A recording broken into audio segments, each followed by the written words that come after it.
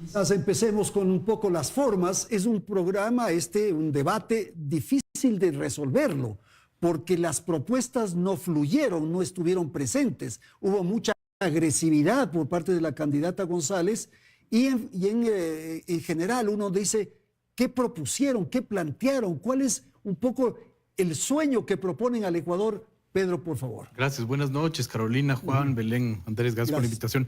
Yo diría que hay dos maneras, digamos, de analizar, de ver, digamos, ¿no? Creo que el debate es un bien público, creo que hay que defender, digamos, el debate, no como una lógica utilitaria de sirve o no sirve, mueve votos o no mueve votos, sino como un ejercicio democrático a los cuales los candidatos están obligados. Es decir, es un derecho nuestro el hacer que ellos debatan, ¿no es cierto? Y esta es una conquista democrática en el Ecuador. Ahora, usted muy bien dice, finalmente, ¿no? A la larga no era un debate en donde pudimos observar, detallar, digamos, propuestas, por lo tanto es difícil tener indicadores claros de quién gana o quién pierde, digamos, ¿no? Es decir, este no es un partido de fútbol, no es tan fácil definir aquello, digamos, ¿no? Uno sí puede finalmente criticar objetivamente lo que puede ser el formato, por ejemplo, ¿no? Un formato carente totalmente de una lógica de debate, ¿no es cierto? Yo creo que incluso sobró la moderadora, es decir, el momento en que nosotros no entendemos que el rol de la moderación es generar un debate, interrumpir, ¿no es cierto?, interpelar también, es decir, el moderador es un actor fundamental también en el debate, pasa lo que sucedió, que la moderadora simplemente fue, digamos, una controladora del tiempo. Quien daba la palabra a uno y a otro. Y nos hubiéramos ahorrado a la moderadora, digamos, hubiéramos puesto un aparato, ¿no es cierto?, una Alexa, un Siri que pueda moderar, digamos, el tiempo. Pero no hubo, digamos, esa capacidad, ¿no es cierto?, de profundizar y sobre todo decirles a los candidatos, digamos, respondan la pregunta y vuelvan al tema. Carolina, ¿la agresividad puede dar un buen resultado en esto que acabamos de ver? Buenas noches, Pedro, Juan, Andrés, ¿qué tal? Bueno, y personalmente creo que hoy mismo la agresividad no era el mejor recurso para ninguno de los dos candidatos, porque partiendo de hechos fácticos, básicamente la mayoría de los electores ya tomaron una decisión y el poco banco electoral que queda disponible probablemente no sea este elector politizado, digamos, más bien creo yo que son los indecisos los que probablemente hoy pudieran tener algo del post-debate, sobre todo para tomar alguna decisión. Entonces, personalmente, creo que ver este tipo de candidato y candidata absolutamente agresivos, violentos, discutiendo constantemente entre ellos, donde hubo escasez de propuestas y una abundancia exagerada de beligerancia, me parece que le hace un flaco favor a ambas candidaturas, porque finalmente no nos olvidemos de dos datos importantes. Primero, quiénes son, digamos, fundamentalmente la audiencia de los debates, la gente politizada, los que ya tomaron una decisión. Pero el postdebate, sobre todo, se alimenta y es, digamos, consumido por quienes pudieran aún tomar una decisión. Y yo estoy segura que lo que veremos en las próximas horas, en los próximos minutos y días, serán estas cápsulas donde hubo el insulto, donde hubo la agresión. Y yo me pregunto eso a los indecisos, a esa pequeña parte de la población que no ha tomado una decisión.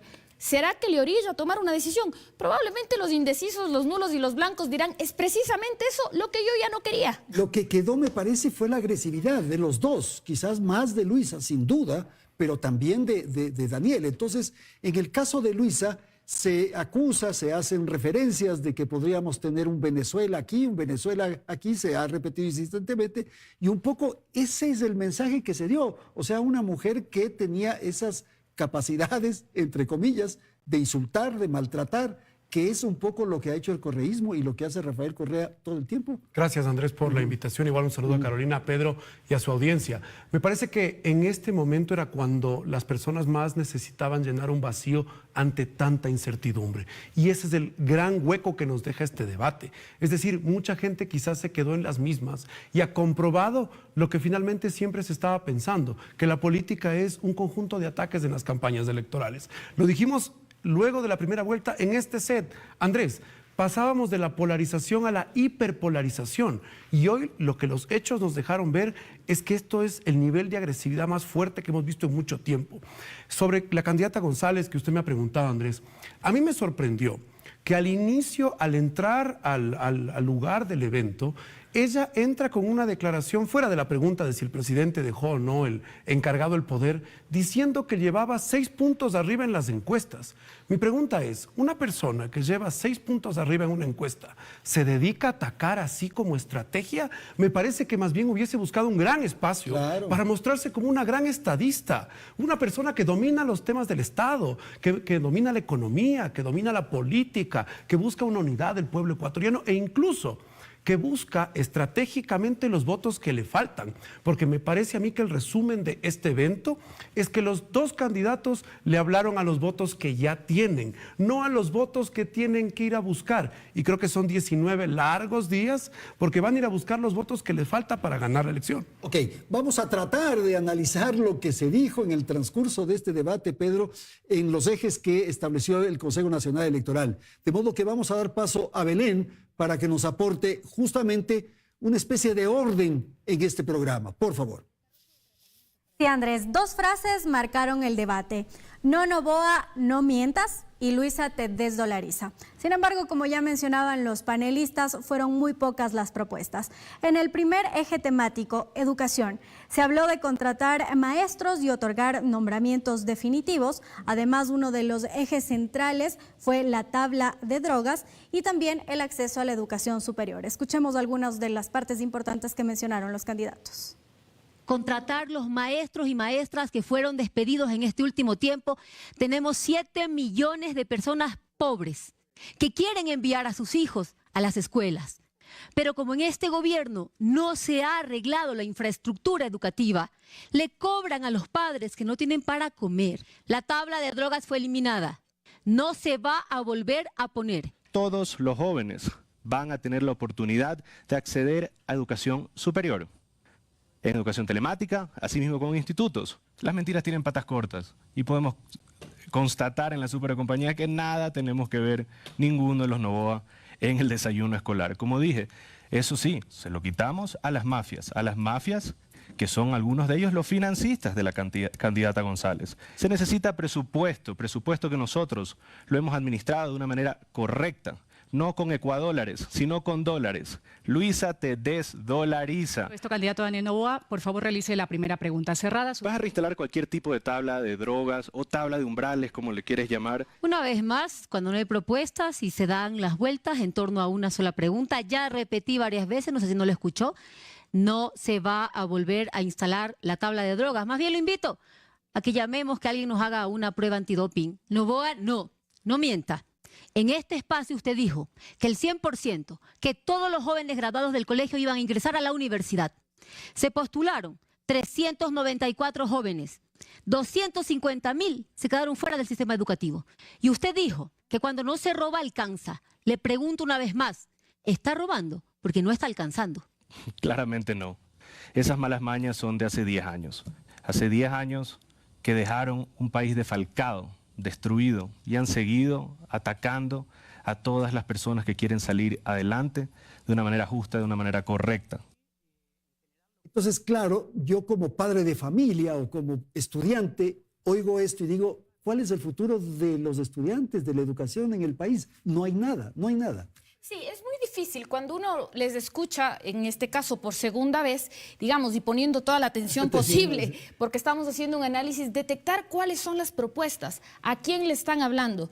Ahora mismo la pregunta que me surge a mí es, ¿le están hablando a un elector? ¿Le están hablando a la juventud? No, están discutiendo entre ellos, digo. Y por otro lado, me parece que termina siendo un debate donde hay una suerte de análisis o rendición de cuentas. Una rendición de cuentas donde la candidata González le toma la lección al candidato presidente y el candidato presidente hace exactamente lo mismo. Le toma la lección sobre lo que fue en su momento el gobierno de la Revolución Ciudadana.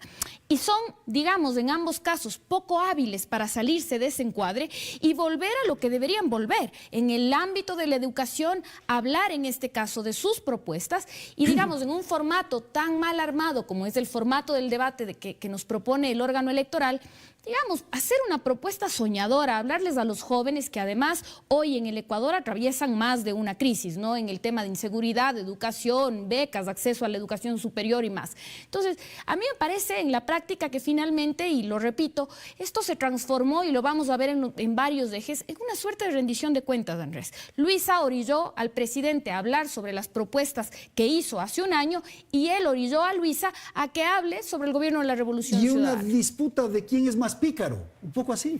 Que al final sentimos que era un ida y vuelta en ese sentido. Y recordemos un tema que quizá la candidata a la Revolución Ciudadana tenía en sus hombros, y era el tema de Rafael Correa. Me parece a mí que personalizar como mi gobierno, porque no es que el candidato Noboa lo hizo así, ella lo puso como mi gobierno. Me parece que eso quizá en algún punto no le ayudó. Creo que fue interesante cuando presentó algunas cifras de la situación de la educación, pero me parece que en ciertos tramos del debate ambos se olvidaron de hablarle a las personas que estaban viendo, a los padres, a las madres. Por ejemplo, a ese 80% de chicos que entre 15 y 24 años hoy están en la informalidad. Este tema de las oportunidades. Quizá el presidente en alguna parte, más bien intentando no caer en el juego de los ataques, hablaba de sus propuestas que vendrán. Me parece que en ese ida y vuelta el déficit que tenemos es de claridad finalmente. Y Pedro, son estos golpes de efecto.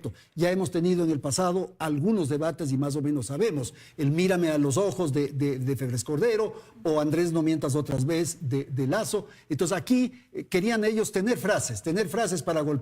Sí, y me totalmente. parece que eso es lo que querían. Totalmente. Y las propuestas ausentes. Y, digamos, a mí el debate no me da insumos para analizar. No hay, pues. Por eso yo quiero hablar de lo conceptual, digamos, Claro. ¿cierto? Es decir, finalmente, digamos, la manera como se propone, ¿no es cierto?, este debate de parte del Consejo Nacional Electoral, bueno, tenemos que agradecer que ya no hicieron preguntas inconstitucionales, como fue en el debate de la primera vuelta, ¿no? Pero, digamos, tienes todo, el debate es un elemento dentro de un sistema electoral. Es decir, el debate es una herramienta que está interconectado con ¿qué? Por ejemplo, con el plan de gobierno.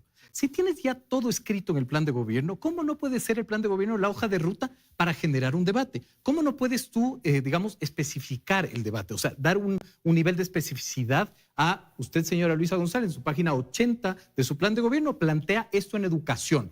¿Cómo, cuánto, dónde y cuánto va a costar? El momento que tú generas estas preguntas, digamos, absolutamente generales, provocas esto. ¿Qué tiene que ver la tabla de drogas con el tema de educación, por ejemplo, ¿no? Seguramente tiene una relación indirecta, sí, obvio, pero no es un tema directamente. Es un tema para que los dos políticos, digamos, confronten anecdóticamente. Entonces, ¿qué nos da este debate? Anécdotas. No nos da profundidad. Y esto no quiere decir que el debate no sea una herramienta fundamental, porque, como digo, es un elemento dentro de un sistema. Necesitamos el debate para saber qué nos dice, digamos, qué verbaliza el candidato que esté en su plan de gobierno, y si no lo cumple, activar la revocatoria de mandato. Esa es la lógica democrática de un debate. Ahora, pero Pedro, vuelvo a la condición esta de padre de familia, en este caso por la educación, pero como televidente, yo estuve viendo el debate en mi casa, estuve atento a lo que estaban diciendo, veía que se sacaban los cueros al sol y se disputaban cosas, y en fin. ¿Por quién voto? Y seguramente, ¿Por quién voto? Pregunto, a ver. Y seguramente apagué a los 15 minutos. No, porque estaba entretenida, las peleas son entretenidas. No, pues. totalmente de acuerdo. Así, es decir, digamos, a la lógica, ¿no es cierto? La autoridad electoral no nos está dando un elemento de análisis para definir un voto. Pero yo le pregunto a usted, Pedro, yo como televidente decidí hoy... No, evidentemente no. Yo además, me ratifiqué por el que iba. Es que hay varios elementos que hay que analizar, ¿no es cierto? Primero, por ejemplo, hay una diferencia abismal en cuando se da el debate ahora a, por ejemplo, como se dio en la primera vuelta del 2023. En la primera vuelta del 2023, el debate se dio a 7 días de la elección. Por lo tanto, sí era un punto de llegada. Ahora se da a 3 semanas de la elección. Es un punto de partida. Todo lo que se discutió ahora, mañana, pasado mañana, traspasado mañana, se olvida. No, pues ya tenemos el partido de fútbol el martes. Evidentemente, así es. Acabó. Y seguramente algo sucederá esta semana. Entonces, finalmente, digamos, yendo al tema, yo creo que este debate no moviliza votos, no lo va a hacer. Una cosa es el nivel de audiencia y otra cosa es cómo el debate como elemento, digamos, puede movilizar votos. Contestando su pregunta, ¿el padre de familia encontró respuestas? No encontró respuestas y no los va a encontrar. Y el nulo, el blanco, Juan, el ausente, el migrante, no sé si tendría todavía chance de verlo, pero ¿ellos tomarían decisión ya? No, en ningún caso, Andrés. Me parece que este debate no deja, casi que exagerando en el idioma, ni un voto más, ni un voto menos a ninguno de los dos. Creo que muchos se ratificaron y fue un espacio para ratificar que era tu candidato para el correísmo y candidata, por supuesto, y candidato para el sector de Noboa. Me parece que lo que viene después, porque incluso en términos de frases o momentos anecdóticos, no hubo tanta creatividad, digamos, de parte de los candidatos para tener, fuera de incluso la frase que repitió, pues, algunas ocasiones la candidata González, que el presidente al comienzo le corrige y le dice, oye, mira, parece la que usaba un candidato anterior y que la reformó porque la refraseó en algún momento. Me parece que tampoco tuvo una gran dosis de originalidad para decir, tenemos un gran elemento nuevo sobre la mesa, sobre la cual podemos analizar y dar cuenta de un movimiento de votos. Creo que incluso mucha gente considerará ir al nulo, por supuesto, porque no encuentra todavía un espacio donde adherirse, pero serán 19 días nuevamente que tendrán que buscar los votos y además dirigirse a los sectores, por ejemplo, el tan famoso voto de ISA, que era un voto de causas, de temas ambientales, de temas sociales. ¿Quién lo fue a buscar? Me parece que ninguno. Así es. ¿Qué va a pasar con los indecisos, con los votos nulos, blancos? Un poco la misma pregunta de Juan. Me parece que es ahí donde se puede escarbar. A ver, me parece que hay que rescatar dos cosas en las que probablemente yo no estoy de acuerdo con Pedro y con Juan. Si bien el debate, digamos, planteado como está planteado y como herramienta así de discutir o, digamos, de exponer una discusión, puede que en sí misma no sea, digamos, el espacio más, entre comillas, idóneo técnicamente planteado, visto desde la comunicación política, puede ser una gran plataforma para cualquier candidato que esté bien entrenado para ir a un debate. Que ellos no hayan podido hacerlo ya es otra cosa. O sea, a mí me Es parece decir, que estaban demasiado entrenados. Eran puras frases y cositas sí, pensadas. pero no necesariamente eso quiere decir que tengas un buen desenvolvimiento. Digamos, hay gente, digamos, que no solo tiene las capacidades innatas para hacer un buen debate, para ser elocuente, para hacer un buen performance, sino que se puede adaptar a cualquier formato. Sí, este formato es complicado. Digamos, yo nunca había visto esta cuestión de sí o no, y 5 segundos y luego 1 minuto. Pero a ver, fuera de los formatos, si uno está bien entrenado, si tienes, digamos, todas las herramientas disponibles para hacer un buen despliegue comunicacional, le vas a sacar provecho al debate. Entonces, más allá del formato, más allá de que nos guste o no nos guste el formato, un candidato que va bien preparado a un debate puede hacer del debate digamos, una herramienta comunicacional que potencie su candidatura. Gracias. Belén, por favor, adelante.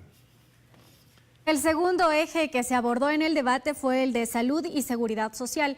En este punto, los dos candidatos tuvieron una misma visión de cómo sostener al IES, es decir, a través de la creación de empleo.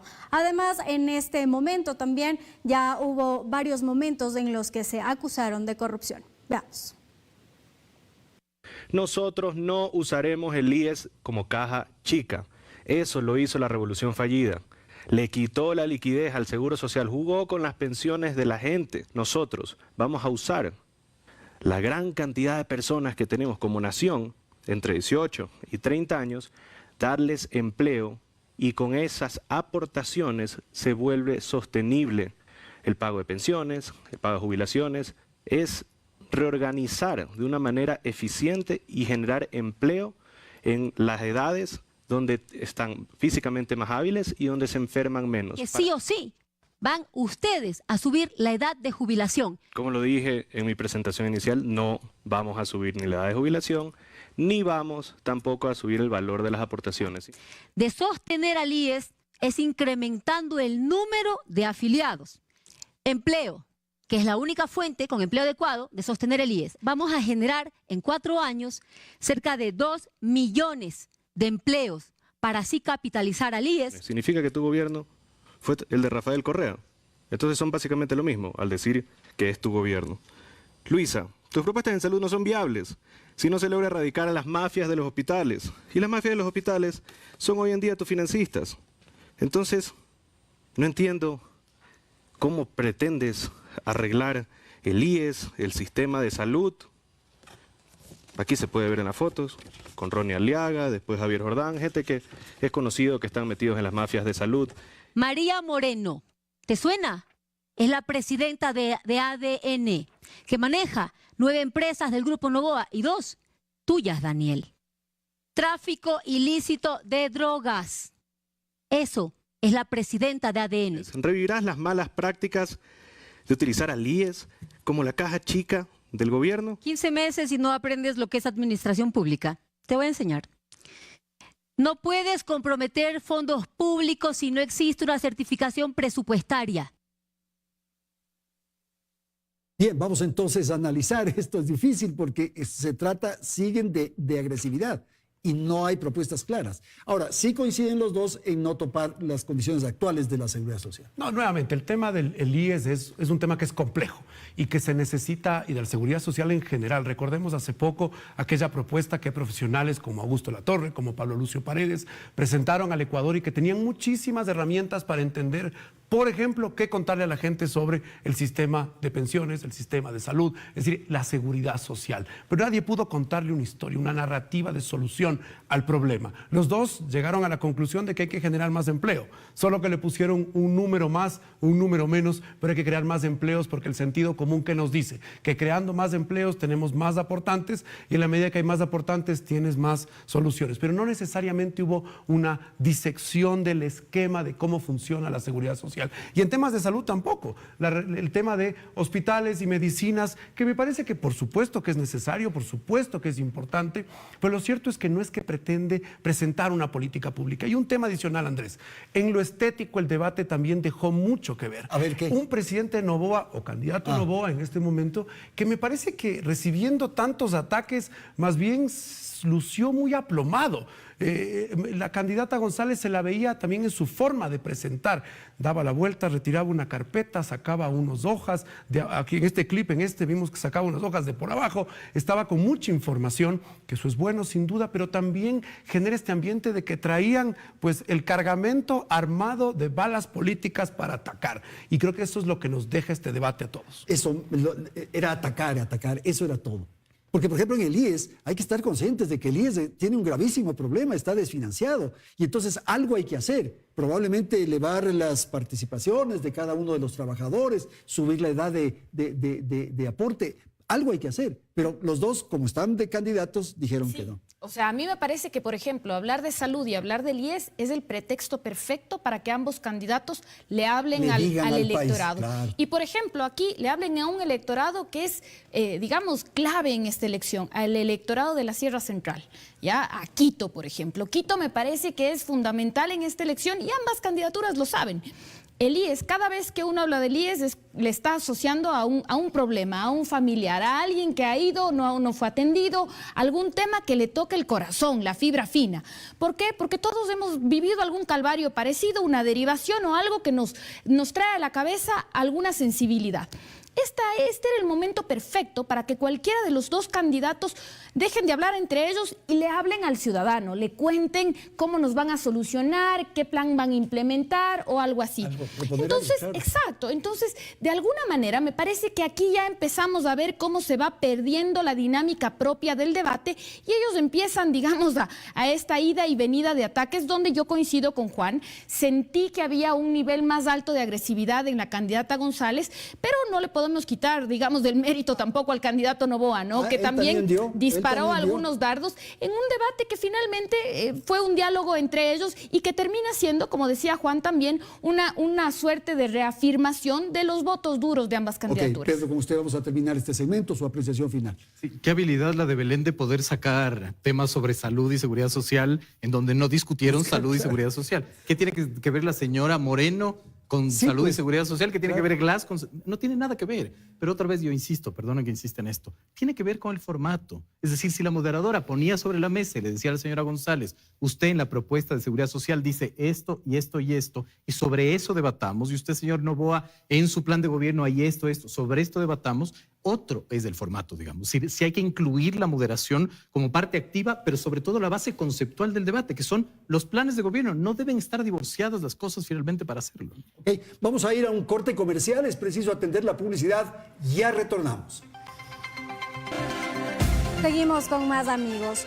Según varias encuestadoras, una de las principales preocupaciones de los ecuatorianos es la inseguridad, alcanzando más del 40%. Ese fue el tercer eje en el debate presidencial. Sin embargo, como ya vimos en los ejes anteriores, no hubo mayores propuestas. En este fueron aún más escasas. Lo que sí pudimos observar a lo largo del debate sobre este tema es que cada uno de los candidatos se acusó de ser amigos de los narcotraficantes. Aquí se requiere mano dura para combatir al crimen organizado, al narcotráfico y a la delincuencia. Y no dudaré en usar toda la fuerza del Estado para reprimir a quienes nos matan, nos roban, nos extorsionan y nos vacunan. ¿Qué vamos a hacer? Control. Tomar el control de los puertos, aeropuertos, fronteras y combatir el enriquecimiento ilícito y también lo que es el lavado de activos. Me parece un poco chistoso que digas que vas a luchar contra el lavado de activos. Aquí tenemos las copias de los chats de la Liga Azul, en donde tú eres la rana René, donde Verduga dice, y voy a leer, sin la super de bancos, Luisa gana y se seguirá lavando dinero en el sistema financiero. E investiguen lo que es Novoa Trading, donde exportan en cajas de banano hacia Croacia e Italia droga. Toma tiempo mejorar esto aquí. Lo que estamos buscando también es cooperación internacional, trabajar con naciones como los Estados Unidos, Canadá, Francia, España, Italia, y no con el régimen de Maduro como pretende hacerlo Luisa, que ahora ni siquiera contesta, como pasó con CNN, si es que lo reconoce como régimen o no.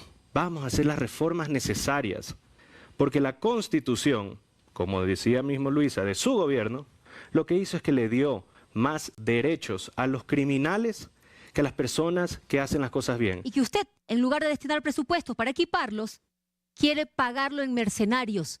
¿Por qué humilla así a nuestra fuerza pública? Nosotros jamás vamos a humillar ni a la policía ni a las Fuerzas Armadas. Es más, los hemos empoderado, los hemos apoyado y por su gran trabajo, de hecho, en estos 15 meses de lucha por la guerra, vamos a darle un bono extraordinario la próxima semana. Acuérdense que fue en su época, y como usted dice, en su gobierno, el cual le redujeron el presupuesto a los militares. Diles a los ecuatorianos, ¿le vas a conceder el salvoconducto a tu compañero Jorge Glass? No, yo lo que haré es cumplir con la Constitución y con las leyes, las mismas que tú violas y por las cuales hoy día estamos aislados del mundo. Nadie quiere venir a un país donde el presidente viola tratados internacionales. Van a tratar de tomarse ustedes, de nuevo, instituciones del Estado. Mira, Daniel, y mírame a la cara. No, no tienes la capacidad. No te permito que me faltes el respeto porque estás acostumbrado a humillar y maltratar a mujeres. Desde tu hija, tu exesposa, la vicepresidenta, la exministra, a todas. A mí me respetas. Y deja de ser majadero. Y responde más bien técnicamente al pueblo ecuatoriano con argumentos técnicos. Lo siguiente, aquí, si quieres hablar de quién está tomándose los poderes, ordenas a Fiscalía, ordenas al CNE. Yo jamás me meteré con sus hijos o con sus parejas. Mi familia lleva por 75 años trabajando, que han generado trabajo, han generado riqueza, han ayudado a miles de familias, algo que jamás vas a entender. Aquí están todos tus cargos en la función pública. Jamás has generado tú un empleo. Este es el tema de mayor trascendencia en el país. Belén señaló lo que dicen las encuestas, la inseguridad. Mueren ecuatorianos, estamos afectados en distintos rubros en la vida nacional. Sin embargo, la disputa es personal, la disputa es esto. Hay como un desprecio, como una distancia entre lo que pasa en las calles, entre lo que pasa en las ciudades, en nuestras comunidades y lo que ocurre con los políticos. Sí, sin duda, finalmente, ¿no? Lo que ocurre con los políticos y con las, digamos, Las élites. con las élites, que yo siempre repito, no despectivamente, sino con quién aporta finalmente datos, investigaciones para llegar a una salida, ¿no? Yo creo que era previsible, no sé si este nivel de beligerancia de los dos debatientes, pero sí finalmente quizás el ritmo narrativo del uno y del otro. Es decir, si tienes al presidente candidato, era lógico que tu oponente, que tu antagonista, ¿no es cierto?, tenga un ritmo narrativo de, digamos, tangibilizar lo que no se hace. Bueno, ¿no? con cifras, esto no has hecho, Exactamente. esto no ha pasado. Pero ¿y qué tienen que ver las familias y los parentescos? No tiene nada que ver. Por eso les digo yo, la verdad, les pido disculpas, no tengo elementos para analizar el debate porque no se discutieron temas finalmente referidos al eje. Pero me parece que, digamos, la discusión y el encuentro, ¿no es cierto?, en donde era altamente probable, y así sucedió, era que, digamos, González utiliza la lógica tangible para atacar, ¿no es cierto? Y Noboa los intangibles, es decir, la expectativa. Si nosotros hacemos un análisis narrativo, Noboa hablaba con un, digamos, ritmo de futuro de lo voy a hacer, ¿no es cierto? ¿No es cierto? Y le daba la capacidad a Luis a decir, no lo has hecho, y esta lógica de ataque del pasado, ¿no es cierto? Y González tenía la capacidad de hacerlo en el presente. Lupa Media, por ejemplo, que es esta plataforma de fact-chequeo, hace un fact-checking, ¿no es cierto?, de lo que se dijo y lo que no se dijo. Y, por ejemplo, tienes a Luisa González con una aseveración completamente falsa, una aseveración mayormente falsa, una aseveración cierta, una aseveración mayormente cierta, pero Noboa finalmente casi no tienes ninguna cifra, digamos, porque no dio cifras. Es decir, fue un presidente candidato sin la capacidad de extrapolar lo que está haciendo al presente y sustentarlo con cifras. Ok.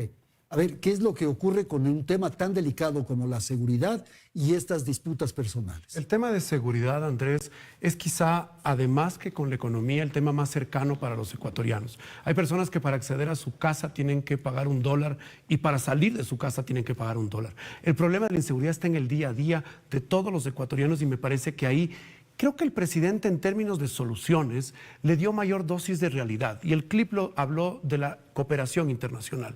Luisa González, en el mismo clip que retrató Belén hace poco, hablaba de reforzar pues, y sacar las fuerzas nacionales, que todos sabemos que tienen un problema de capacidades, porque el problema en el Ecuador de seguridad es el problema de las capacidades que tienen las fuerzas del orden en el país. Y de esta no salimos solos. A mí me pareció de mucho valor que el presidente haya tocado el tema de buscar cooperación internacional en varios países, porque la solución de la seguridad no pasa por los recursos que tenemos aquí, y eso me pareció positivo en términos de darle una dosis de realidad al problema. Bueno, pero tenía entonces la oportunidad de explicar por qué es que pide una asistencia internacional. Por supuesto. Esa era la opción. Por supuesto, y dijo y mencionó varios países y comentó la oportunidad de ir a buscar esa cooperación. Me parece que ahí le dio un poco más de realidad a la solución, porque nuevamente, me parece que la solución de la seguridad no pasa por las capacidades que hoy tienen los militares y los policías, que sin duda les falta un montón de capacidades. Pasa por conseguirlo por cooperación internacional. Y creo que ahí el presidente se llevó un buen punto en temas de seguridad. Es difícil decir quién ganó, Carolina. Es complicadísimo decir ¿no? quién ganó, porque además aquí vale la pena mencionar algo, ¿no? Uno se centra en mirar quién gana o pierde el debate, cuando finalmente lo que importa es quién gana o pierde la elección. Porque no nos olvidemos de algo, experiencias internacionales nos dejan ver que puede ganar o perder un candidato el debate y quien se lleva los votos es otro. Argentina, Milei y Massa. ¿Quién ganó el debate? Massa. ¿Quién ganó la elección? Milei. Es decir, muchas veces... Bueno, pero aquí tenemos una experiencia distinta. Noboa, para la elección que está ahora ejerciendo, ganó el debate y logró subir 20 puntos. Sí, pero esto solo te demuestra que el debate finalmente no es una cuestión definitiva para las elecciones. Más aún ¿no? con la distancia de tiempo, ¿no? Las 3 semanas. Exacto, no es una cuestión definitiva para las elecciones. Pero en todo caso, respecto de este segmento, a mí me parece que ambos candidatos en este segmento en particular lograron posicionar ciertas ideas. Pero para la audiencia común y corriente, ¿qué se me queda en el imaginario? Lo que Luisa González le termina diciendo majadero y el candidato presidente ni siquiera alza la mirada. Digamos, esto para las barras bravas de ambas candidaturas es un aplauso, claro. ¿no? Les encanta que sus candidatos reaccionen de esa manera. Ok, Belén, por favor, seguimos con usted. Otro de los temas fue la economía y ambos candidatos se enfocaron en la dolarización y precisamente en mantenerla. Veamos. Ecuatorianos, nosotros tenemos que fortalecer la dolarización. ¿Cómo lo logramos? Teniendo una política para promover exportaciones, como lo hemos hecho en el 2024 y en el 2025. En el 2025 estamos en récord de exportaciones en enero y en febrero. Por ejemplo, dice que incluso tenía una tesis hecha sobre cómo desdolarizar al Ecuador. Ahora, ¿cómo lo quieren hacer? Con una moneda disque paralela, una moneda electrónica y ciertos pagos y deudas del Estado, irlas pagando con estos ecuadólares. Esa es una desdolarización lenta. Estábamos en muy buen camino, bajando inclusive a 800 puntos del riesgo país. Y cuando pasamos a una segunda vuelta, que muchos no esperaban, se disparó 500 puntos, porque le tienen pánico a la candidata González. Trafica combustible subsidiado para beneficiarse ustedes mismos. ¿Es o no Petronovoa de su hermano, que acabó hace poco de fugarse del país? Mi hermano almorzó conmigo hoy. Sí, él tiene su compañía. Pero acá podemos ver cómo se originó esa acusación. Vino de Pedro Granja. Y adivinen qué pasó con el hermano de Pedro Granja. Pedro Gregorio Granja Angulo. Aquí está la Contraloría General del Estado. Y ha identificado a un funcionario público recién puestito en la Dirección General de Vigilancia y Justicia del municipio de Guayaquil, de su financista Aquiles. Entonces acusan, molestan y después los premian con un puesto público. Eso es tráfico de influencias. La dolarización es muy importante para este país y quiero ser muy clara y enfática. Se garantiza, y repito, se garantiza y se fortalecerá con orden, trabajo y paz. ¿Cómo lo vamos a hacer? Primero, vamos a bajar el IVA, porque lo único que hicieron fue meterle la mano al bolsillo de los ecuatorianos y contraer la economía. Vamos a hacer también una reactivación productiva a través de la inversión pública eficiente, a través de las alianzas público-privadas, alianzas estratégicas, y empezaremos por la energía para que no volvamos a tener los terribles apagones. Si vas o no a ser capaz de dividir los intereses económicos de tu familia de los del pueblo ecuatoriano, ¿sí o no? Siempre lo he hecho. Por más que cada intervención tuya es una fanesca de diferentes acusaciones que al final del día ninguna ha sido comprobada. Lo que sí está comprobado es que tus amigos están muchos presos y tu jefe está prófugo. Eso sí tiene prueba y sentencia. Este es otro tema muy sensible, Carolina, el tema de la dolarización, más aún con los debates y posiciones que se han expresado durante estos últimos días. Finalmente, ¿el televidente está convencido, está seguro de lo que va a ocurrir? A ver, a mí me parece que este es el tema. El tema porque creo que hay evidencia suficiente de que es un tema absolutamente sensible para los electores ecuatorianos. Tanto es así que en varias ocasiones la bancada, los simpatizantes, los militantes de la Revolución Ciudadana y sus voceros han tenido que salir a aclarar cuál es su postura respecto de la dolarización. En los últimos días vimos cómo en un traspié de estas vocerías nuevamente la candidata tuvo que salir a decir cuál era la postura oficial. Y es por eso que hoy vimos en el debate precisamente que el candidato presidente pone sobre la mesa el tema, ¿no? Entonces es un tema sensible y es un tema que a mí sí me parece que los electores lo toman en cuenta el momento de ir a las urnas, porque se ha trabajado vastamente en la opinión pública precisamente para ponerlo en el debate y casualmente en los procesos electorales, ¿no? Y entonces las declaraciones, los pronunciamientos que acabábamos de escuchar, ¿le dan tranquilidad al ciudadano? Me parece que en este punto era el control de daños más importante que tenía que atender Luisa González. Cuando en el programa de Políticamente Correcto, una de las asambleístas de Luisa González habla de una dolarización a la ecuatoriana, precisamente por esa sensibilidad, me parece que se crea un punto de inflexión. En especial porque ella, pues, hay que ser justos. En su campaña, ella buscó, pues, hablar muy bien de la dolarización en su campaña. Pero cuando se revisan los escritos de sus militantes, uno da cuenta de un tema distinto. Cuando uno revisa su plan de gobierno, habla de un tema de administración de liquidez. Cuando se ve la declaración de la dolarización a la ecuatoriana y cuando ISA, que de alguna u otra forma en esta semana también quiso matizar esa declaración, habló de una salida de la dolarización a cómodas cuotas en algún momento. Y eso creo que crea mucha incertidumbre. Me parece a mí que ese tema de la dolarización es el que se queda después del debate y se va a mantener las próximas 3 semanas. Todos los analistas y comentaristas, Pedro, señalaban que uno de los ingredientes que va a haber en esta segunda vuelta es el del miedo. Entonces, claro, nos vamos a volver Venezuela, nos van a quitar el dólar, van a eliminar la Reserva Monetaria Internacional, en fin. Ahora, después del debate, yo creo que el miedo está muy presente.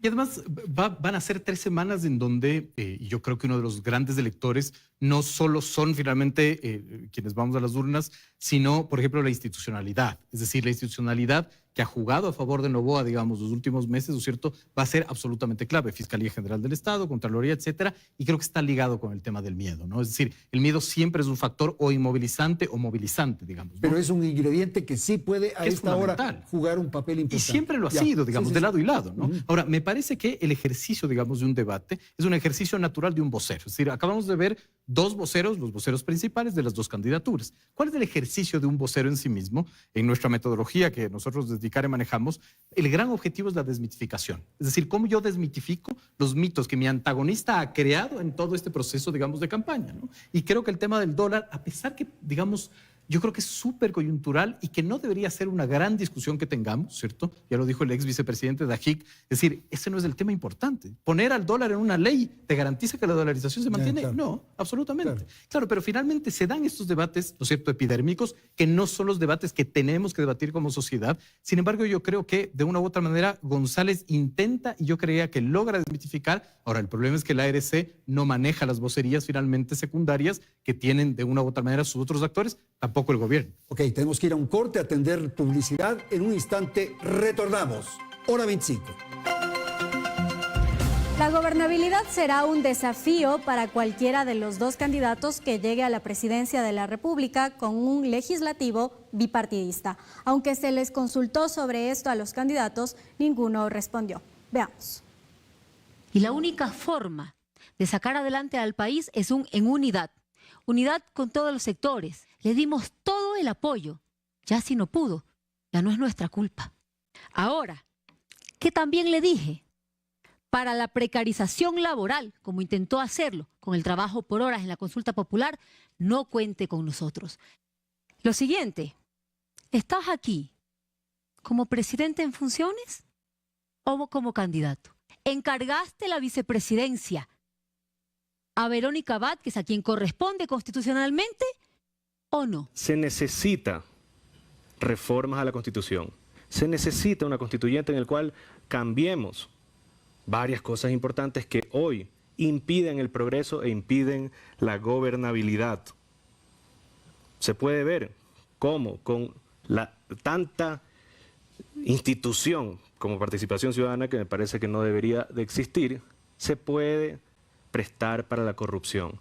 El chat de los mopeds, como acaba de aceptar la rana René, es la evidencia perfecta de por qué se necesitan las reformas, por qué se necesita cambiar ciertos elementos de la Constitución y por qué se necesita tener un control directo a la corrupción. Otra cosa. Bien, vamos a terminar el programa, estamos sobre el tiempo. ¿Sirvió de algo el debate? Definitivamente sí sirvió. Sí sirvió, yo creo que esto pone sobre la mesa un elemento más para que los electores puedan o bien reafirmar su voto o tomar una decisión. Aún queda, digamos, toda la campaña de largo y creo que yo coincido con Pedro en términos de que siempre es un elemento enriquecedor para la democracia poder ver a los candidatos sus exposiciones. Más allá de si ellos logren o no presentarnos propuestas, esto nos acerca a quiénes son, a cómo piensan y cómo se presentan ante nosotros, ¿no? Saber cómo maltratan, cómo confrontan. Así es, así es. Esa es la forma. Yo creo que finalmente ya verlos, digamos, en este despliegue de cómo hablan, cómo se enfrentan entre ellos, nos dejan ver también qué tipo de personalidad tienen, ¿no? Por favor, ¿sirvió de algo el debate? Me parece que comprobó mucho lo que hemos comentado anteriormente, de que de la polarización de la primera vuelta pasamos a la hiperpolarización de la segunda vuelta.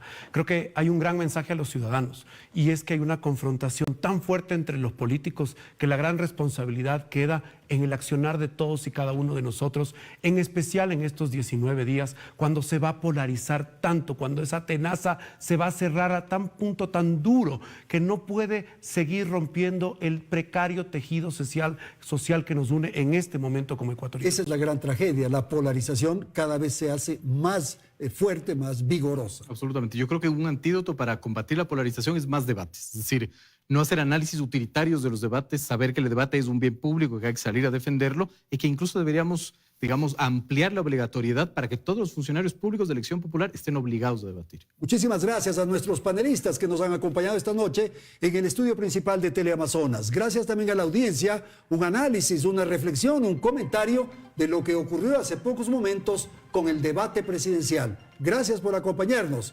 Felicidades, Ecuador.